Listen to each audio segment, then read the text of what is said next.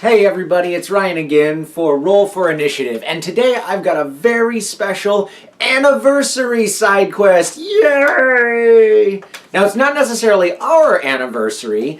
This marks 40 years of Dungeons and Dragons. And so I wanted to commemorate that by talking a little bit about Dungeons and Dragons because, like many people, the way I got into tabletop RPGs was through D&D. So I wanted to talk about how I got into it, how I first started playing D&D, and some of my thoughts and experiences. And in the comments section below, I would love to hear about your experiences with Dungeons and Dragons, the various versions that there are, how you got started, and what you still play to this day.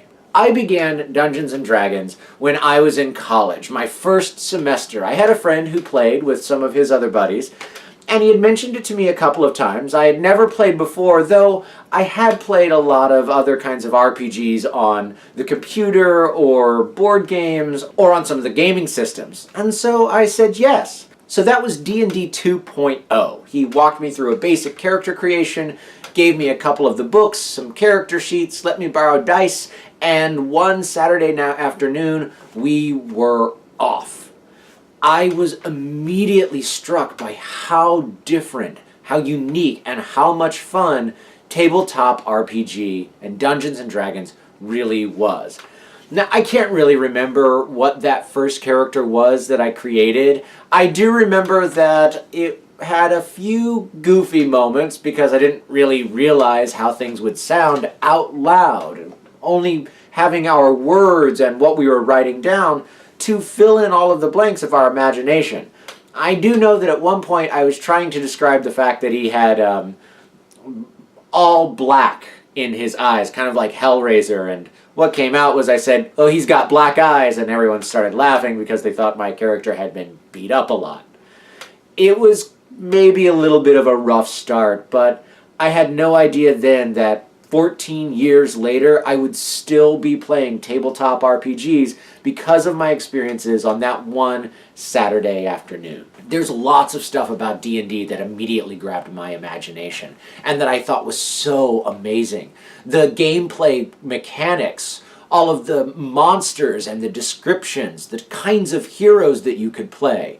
Not to mention the fact that we were living out these stories. There was no scripted thing that had to happen. It was all based on our choices. But honestly, the most amazing thing for me that D&D provided, and that tabletop gaming in general provides, was all of the people I was playing with were so very different, but we had this love and enjoyment of D&D that brought us all together. Now, I was a freshman in college studying theater.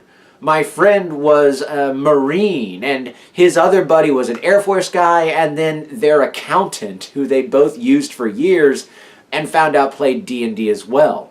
We all came together, even though we had very different lifestyles and opinions on, politics and all kinds of stuff like that. But when we came together to game, that's what we were there for, and it was so much fun. Now, I got started on 2.0, and I'm not about to try to incite some kind of flame war about which one's better, but I do remember at the time I really enjoyed it.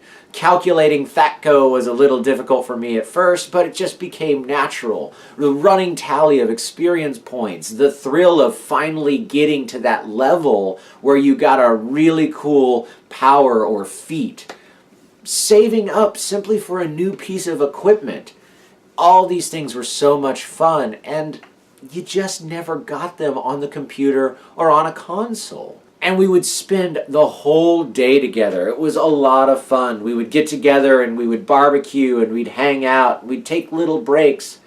And it was just a very unique experience. Now, as I went on throughout the years, I continued to play Dungeons and Dragons. I played 3.0 and 3.5. I started getting involved in a couple of other systems. I had friends that played GURPS. I had friends that played the Wheel in Time series, and those were a lot of fun. I played the occasional White Wolf game, which was kind of neat.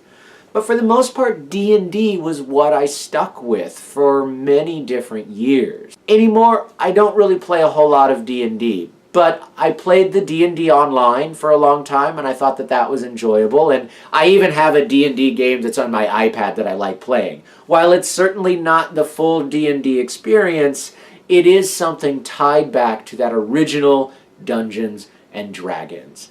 And really, all of the creativity that inspired, the monster manuals, the small spin-off brown books that outline specifically what a paladin or a ninja and samurai could do, the Ultimate Thieves book.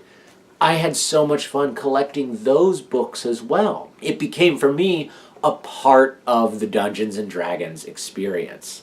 I want to just say thank you and happy anniversary to Dungeons and Dragons. You started a lifelong love affair with tabletop gaming, and I can't say thanks enough.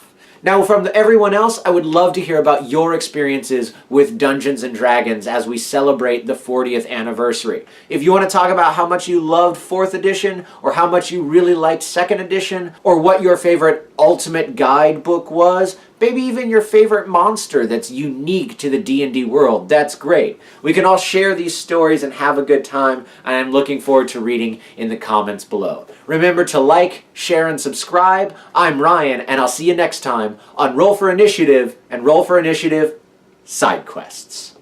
Thanks.